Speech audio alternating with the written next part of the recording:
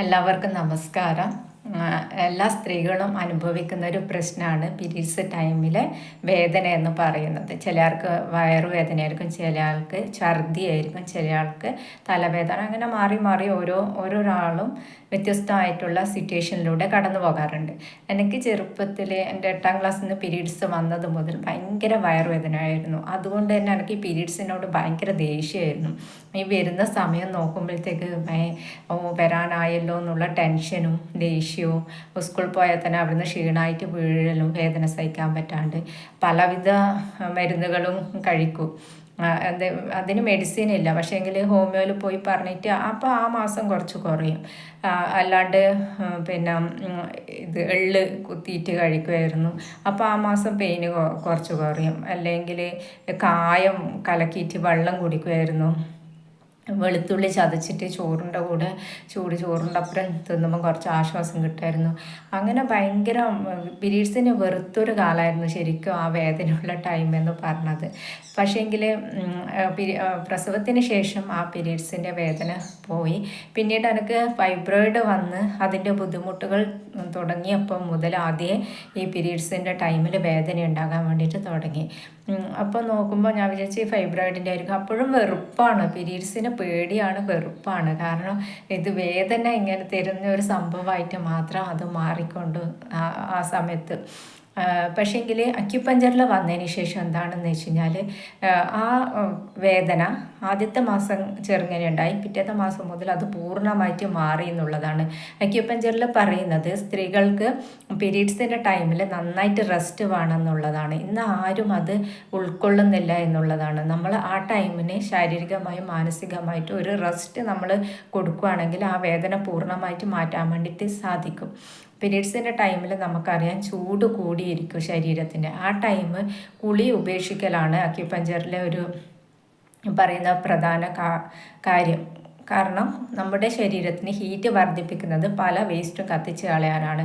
പക്ഷേ ഇത് ഹീറ്റ് കൂടുന്ന സമയത്ത് നമ്മൾ കുളിക്കുമ്പോഴത്തേക്കും ശരീരത്തിൻ്റെ താപനില കുറയുകയും നമ്മുടെ പല വേസ്റ്റും ശരീരത്തിൽ നിന്ന് പുറത്തു പോകാണ്ട് ശരീരത്തിൽ തന്നെ അടിഞ്ഞുകൂടുന്നത് കൊണ്ടാണ് കുളിക്കരുത് എന്ന് പറയുന്നത്. അങ്ങനെ പൂർണ്ണമായിട്ട് പീരീഡ്സിൻ്റെ ടൈം കുളി ഒഴിവാക്കിക്കൊണ്ട് ഒരു റെസ്റ്റ് എടുത്തുകൊണ്ട് തന്നെ അതിനെ പരിപാലിക്കുകയാണെങ്കിൽ തീർച്ചയായിട്ടും ഒരു മരുന്നും ഇല്ലാണ്ട്, ഒരു വേറെ നമ്മൾ കഴിക്കുന്ന ഫുഡിൽ എന്തെങ്കിലും ആഡ് ചെയ്തിട്ടോ ഒന്നും ഇല്ലാണ്ട് തന്നെ നമ്മുടെ പീരീഡ്സിൻ്റെ വേദന മാറ്റാൻ വേണ്ടിയിട്ട് നമുക്ക് തന്നെ പറ്റും.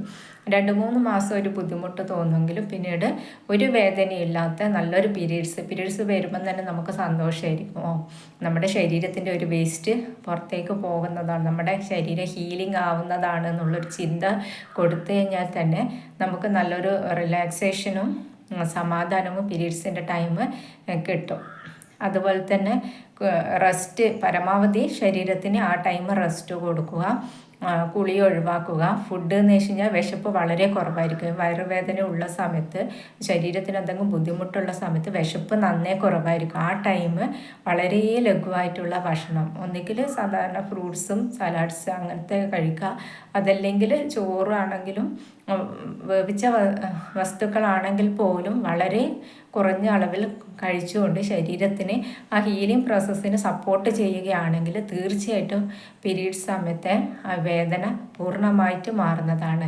പീരീഡ്സിനെ എപ്പോഴും സന്തോഷത്തോടെ സ്വീകരിക്കുക. കാരണം ശരീരത്തിൻ്റെ ഏറ്റവും നല്ലൊരു വേസ്റ്റ് പോകുന്ന ഒരു പ്രോസസ്സാണ് സ്ത്രീകൾക്കുള്ളത്. പണ്ട് കാലത്ത് പറയും സ്ത്രീകൾക്ക് ഹാർട്ട് അറ്റാക്ക് വരില്ല. എന്തുകൊണ്ടാണെന്ന് വെച്ച് കഴിഞ്ഞാൽ എല്ലാവർക്കും പീരീഡ്സ് കൃത്യമായിട്ട് പോകുന്നുണ്ട്. അവർ ആ റെസ്റ്റ് പണ്ട് കാലത്ത് കൊടുത്തിട്ടുണ്ടായിരുന്നു. നമ്മൾ ഒരു റൂമിൽ അടച്ചു കൂട്ടിയിട്ടായിരുന്നു പണ്ടുള്ള ജനറേഷൻ ആ പീരീഡ്സുള്ള വ്യക്തികളെ നോക്കുന്നത്. ഇന്ന് അങ്ങനെയല്ല. എല്ലാവരും ജോലിക്ക് പോകുന്ന തിരക്ക് പിടിച്ച ഒരു ജീവിതത്തിൻ്റെ ഭാഗമായിട്ടാണ് സ്ത്രീകളുള്ളത്. എന്നാൽ പോലും ഈ ഒരു കാര്യം ചെയ്യുമ്പം എനിക്കറിയുന്ന വ്യക്തികൾ തന്നെ അക്യുപഞ്ചർ ചികിത്സ സ്വീകരിച്ച് ബ്ലീഡിങ്ങിൻ്റെ ബുദ്ധിമുട്ട് കൊണ്ട് ഉള്ളവർ പൂർണ്ണമായിട്ട് മരുന്നൊക്കെ ഉപേക്ഷിച്ചിട്ട് ഈ ഒരു പാറ്റേണിൽ നിന്നുകൊണ്ട് അവർ റെസ്റ്റ് എടുക്കുമ്പോൾ അവരുടെ പീരീഡ്സ് ലെവലായി റെഗുലറായിട്ട് വന്നിട്ടുണ്ടായിരുന്നു.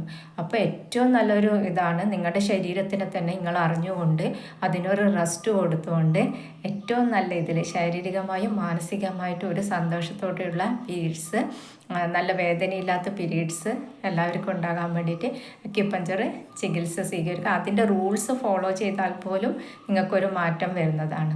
Okay, thank you.